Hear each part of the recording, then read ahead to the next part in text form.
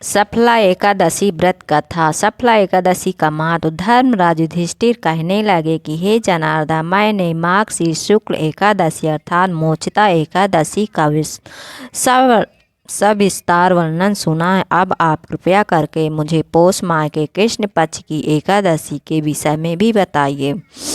इस एकादशी का क्या नाम है तथा इसके व्रत का क्या विधान है, इसकी विधि क्या है, इसका व्रत करने से किस फल की प्राप्ति होती है, कृपया ये सब विधान पूर्वक कहिए। भगवान श्री कृष्ण बोले, पौष माह के कृष्ण पक्ष में आने वाली इस एकादशी को सफला एकादशी कहा जाता है। इस एकादशी के देवता श्री नारायण हैं। विधि पूर्वक इस व्रत को करना चाहिए।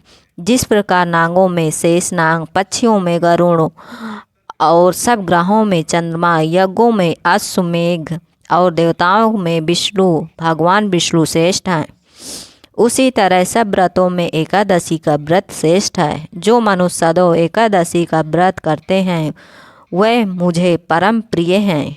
इसका महत्व मैं तुमसे कहता हूँ, ध्यान पूर्वक सुनो। भक्त वत्सल भगवान श्री कृष्ण कहने लगे कि हे धर्मराज, मैं तुम्हारे स्नेह के कारण तुमसे कहता हूँ कि एकादशी व्रत के अतिरिक्त मैं अधिक से अधिक दक्षिणा पाने वाले यज्ञ से भी प्रसन्न नहीं होता हूँ। अतः इसे अत्यंत भक्ति और श्रद्धा से युक्त होकर करें। हे राजन, द्वयादशी युक्त पौष कृष्ण एकादशी महात्म्य मैं तुमसे एकाग्रित होकर सुनो। एकाग्रचित होकर सुनो। सफला एकादशी व्रत कथा ध्यान से श्रवण कीजिएगा। चंपावती नगरी में एक महिष्मान नाम का राजा राज करता था। उसके 4 पुत्र थे। उन सब में लुम्बक नाम वाला बड़ा पुत्र बड़ा ही पापी था। वह पापी सदा पर स्त्री और वेश्या मनता था। दूसरे कुकर्मों में अपने पिता का धन नष्ट किया करता था। सदा ही देवता, ब्राह्मण, वैष्णवों की निंदा किया करता था। जब राजा को अपने बड़े पुत्र के ऐसे कुकर्मों का पता चला तो उन्होंने उसे अपने राज्य से निकाल दिया। तब वह विचारने लगा कि कहाँ जाऊं, क्या करूं। अंत में उसने चोरी करने का निश्चय किया। दिन में वह वन में रहता और रात्रि को अपने पिता की नगरी में चोरी करता तथा प्रजा को तंग करने और उन्हें मारने का कुकर्म करता था। कुछ समय पश्चात सारी नगरी भयभीत हो गई। वह वन में रहकर पशु आदि को मारकर खाने लगा। नागरिक और राज्य के कर्मचारी उन्हें पकड़ लेते किंतु राजा के भय से छोड़ देते।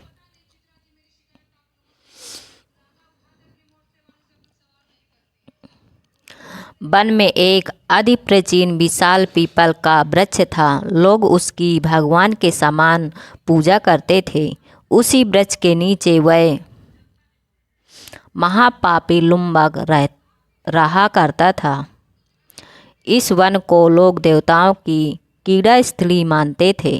कुछ समय पश्चात पौष कृष्ण एकादशी की दशमी के दिन वह वस्त्रहीन होने के कारण शीत के चलते सारी रात्रि को सो नहीं सका। उसके हाथ पैर अकड़ गए। सूर्योदय होते होते वह मूर्छित हो गया।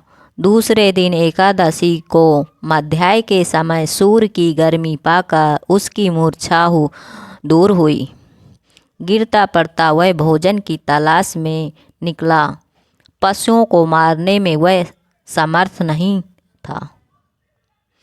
अतः पेड़ों के नीचे गिरे हुए फल उठाकर वापस उसी पीपल के वृक्ष के नीचे आ गया। उस समय तक भगवान सूर्य अस्त हो चुके थे। वृक्ष के नीचे फल रखकर कहने लगा, हे भगवान, अब आपके ही अर्पण है। ये फल आप ही तृप्त हो जाइए। उस रात्रि को दुख के कारण रात्रि को भी नींद नहीं आई। उस उसके इस उपवास और जागरण से भगवान अत्यंत प्रसन्न हो गए और उसके सारे पाप नष्ट हो गए। दूसरे दिन प्रातः एक अति सुंदर घोड़ा अनेक सुंदर वस्तुओं से सजा हुआ उसके सामने आ खड़ा हो गया। उसी समय आकाशवाणी हुई कि हे राजपुत्र, श्री नारायण की कृपा से तेरे पाप नष्ट हो गए हैं। अब तू अपने पिता के पास जाकर राज प्राप्त कर। ऐसी वाणी सुनकर वह अत्यंत प्रसन्न हुआ और दिव्य वस्त्र धारण करके भगवान आपकी जय हो कहकर अपने पिता के पास गया। उसके पिता ने प्रसन्न होकर उसे समस्त राज्य का भार सौंप दिया और स्वयं वन के रास्ते चल दिए।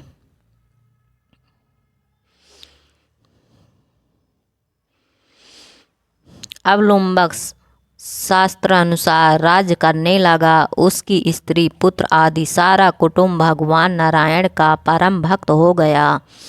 वृद्ध होने पर वह भी अपने पुत्र को राज का भार सौंपकर वन में तपस्या करने चला गया और अंत समय में वैकुंठ को प्राप्त हुआ।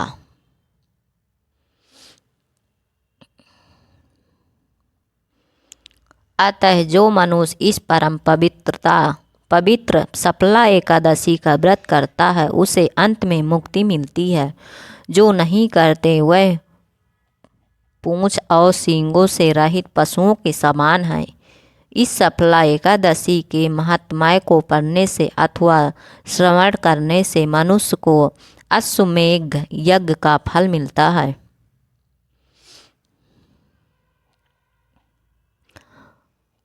बोलिए एकादशी माता की जय। बोलिए गौरी पुत्र गणेश की जय। बोलिए विष्णु भगवान की जय। अगर हमारी ये वीडियो आपको पसंद आए तो हमारे यूट्यूब चैनल को सब्सक्राइब कर देना और कमेंट में बताना कि ये हमारी वीडियो आपको कैसी लगी।